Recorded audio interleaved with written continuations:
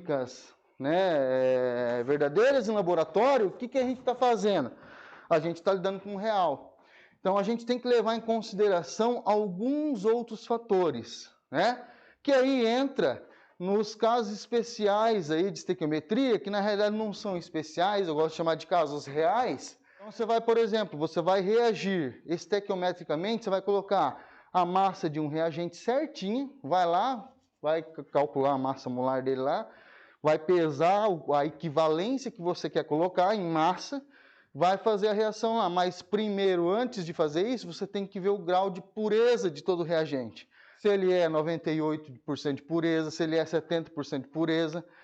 E o que acontece? Se eu estou querendo reagir, por exemplo, nitrogênio, se eu falo que nitrogênio, vamos dizer que ele, né, faz de conta que ele é sólido aqui, tá?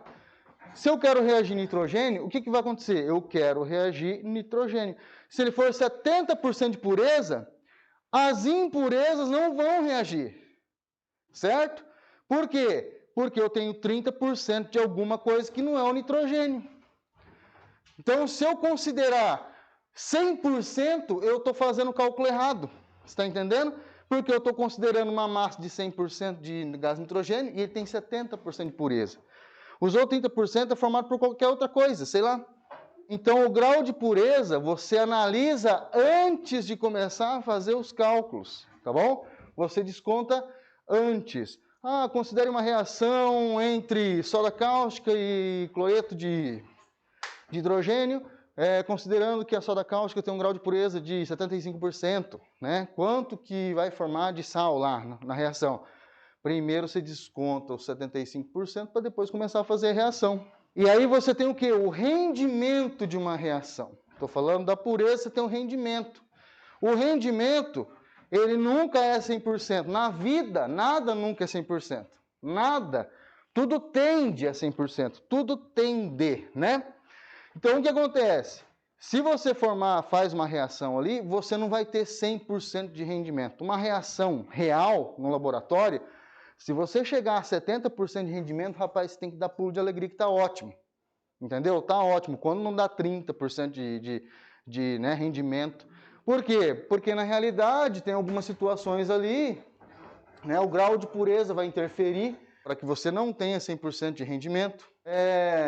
Você fez aqui, colocou a massa ali errada, não vai ter o 100% de rendimento. Então, grave isso. Grau de pureza. Desconto antes de fazer os cálculos. Rendimento, eu calculo depois. E aí tem um terceiro fator também, que é o reagente em excesso e reagente limitante, que é muito importante isso, tá? O que está acontecendo aqui? Está acontecendo o seguinte, você está vendo que a proporção em que nitrogênio vai consumir completamente hidrogênio é na proporção de 1 para 3. Então, eu vou precisar de 1 mol para 3. Se eu estiver lidando com quantidade de partículas, a quantidade de partículas de hidrogênio vai ser 3 vezes maior que a quantidade de nitrogênio. Se eu estiver falando de massa, a massa de hidrogênio vai ser 3 vezes maior, não que a massa dele seja maior. A proporção de hidrogênio vai ser maior, tá? E aí o que está acontecendo? Por exemplo, aqui, ó, se eu for reagir de acordo com a minha equação aqui, para produção de 100% aqui, ó, de rendimento de gás amônia, 100% eu teria o quê? 34 gramas, certo? Por quê? 28 reage com 6 gramas de hidrogênio e vai formar 34 gramas, tá? O que está acontecendo aqui? Está acontecendo a perfeição. Eu não estou considerando grau de puro, eu estou considerando como 100% puro, 100% de rendimento, beleza.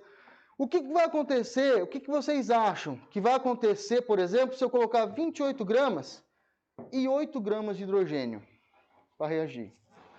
Você acha que vai formar maior massa aqui? Não vai. Por quê? Porque a situação é 28 para 6. Se você colocar 8 gramas aqui, vai sobrar 2 gramas lá de hidrogênio que não vai reagir. Entendeu? Então, quem está limitando a reação? Nitrogênio. Quem é o reagente em excesso? Hidrogênio, nesse exemplo aqui que eu acabei de dar. Tá? Então, não adianta. Se você colocar, por exemplo, 1 tonelada de hidrogênio para reagir, Não vai reagir, só vai reagir o quê? 6 gramas. Por quê? Porque a proporção, ela diz que é 28 para 6, né? 1 para 3. Tá entendendo? Então aí você já sabe quem que é o reagente em excesso, o reagente limitante. Então eu não vou escrever aqui, que acabei de falar, né? Grau de pureza. Você tem o grau de pureza de um reagente, você tem que descontar para fazer a reação, né? Reagente em excesso limitante, você tem excesso de uma substância, esse excesso não vai reagir. Então aí você tem uma que está limitando pela quantidade e você tem outra que tem excesso que não vai reagir. E normalmente você vai ter que calcular dos dois para saber quem está em excesso. E comparar com a proporcionalidade estequiométrica, tá?